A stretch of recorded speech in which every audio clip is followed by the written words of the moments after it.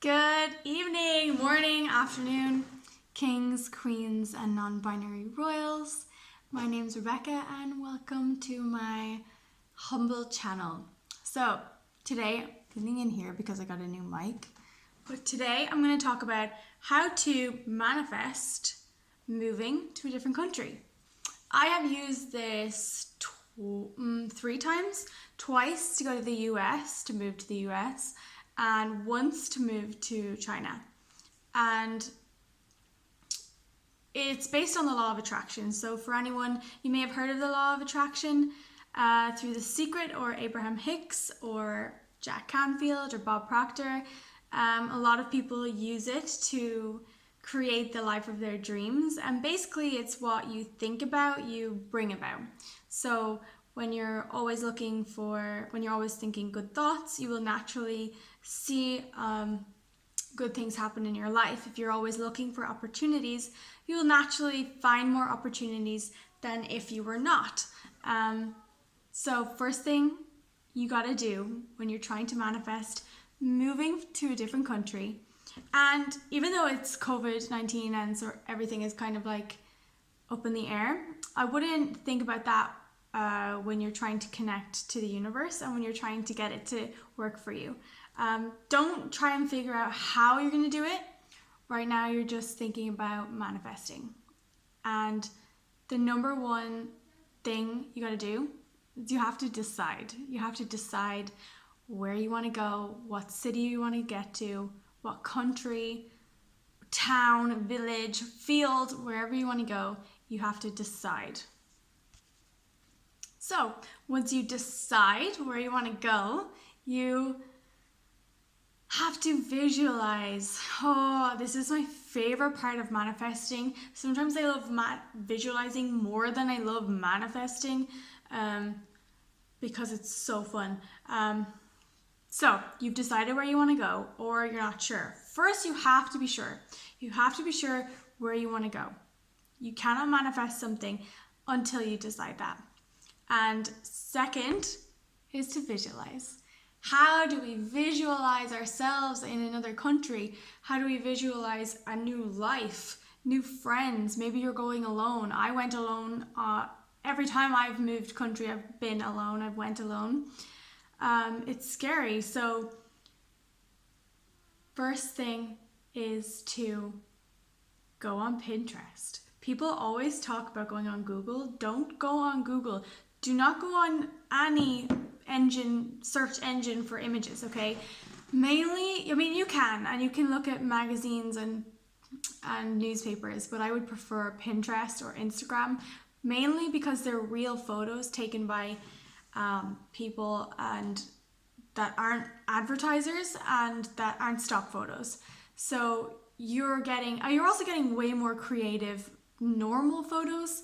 Like if you want to get a picture of a Starbucks cup in New York City, you can find that on Pinterest, right? It's really, really specific, and that's what you want. You want really, really specific photos, not just the New York skyline or the Bund in Shanghai.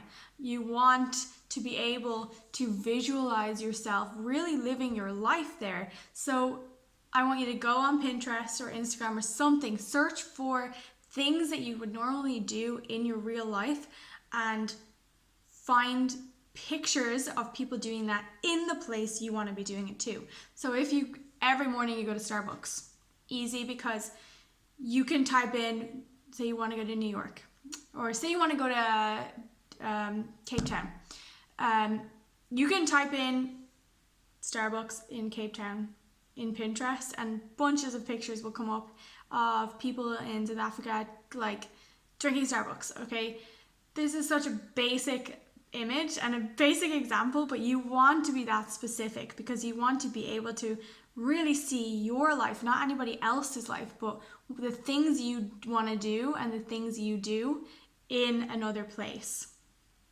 And then you gather all those pictures together and you make a mood board or a vision board or a dream board, lots of words for it. Basically, you put them on a board or a large piece of paper like A1 in a really visually aesthetic, pleasing way to you. it has to be visually pleasing because they're your visualizations. They need to invoke an emotion inside you. For me, when I wanted to move to China, I picked like a picture of Chinese visa, like a real Chinese visa. I put that on the mood board. I put the Wuhan Yellow Crane Tower because I chose to go to Wuhan, China, and like Chinese food in Wuhan. Sometimes people sitting on the metro, although they were looking really cool on the metro, but these normal things, and also all the travel I wanted to do while being in China, I put that on my board. Really, really specific. Put whatever you want and dream big, right? No one's going to see this. You don't need to show it to anyone. This is just for you, and it needs to invoke in you a strong emotion. And then after you've created your vision board, I like to do a little bit of creeping. Really good at researching or stalking or creeping. Everyone loves to creep a little, and when you use it, like not on somebody else, but like use the law of attraction to kind of creep on your dream life. Go online, say you want to move to London. Go online, find apartments, find flats, find rooms, find meetups, find all the things that you would do if you were really in London. Concerts, what else? Bars you want to go to. Like really see what they look like. Creep on them on YouTube. Oh, YouTube is such a good resource for this because when I wanted to move to China, like I'd never visited it, so I had no image of what it would be like, only what the news or magazines. So I obsessively watched vlogs, not so much like travel, like all the travel vlogs basically, because vlogs are great because they're people just doing their normal thing in this country, and you want to be able to, you're not going to go there and be a tourist, you're going to go and live and work, so you want to see what it's really like. So I would go on YouTube and obsessively look at all of the vlogs on your like go-to destination, because it's really powerful, because you're kind of can see, vlogs are like usually from their perspective, so you can kind of feel like you're there, which is really, really beneficial, especially if you've never been there, if you've never seen it, which is like me.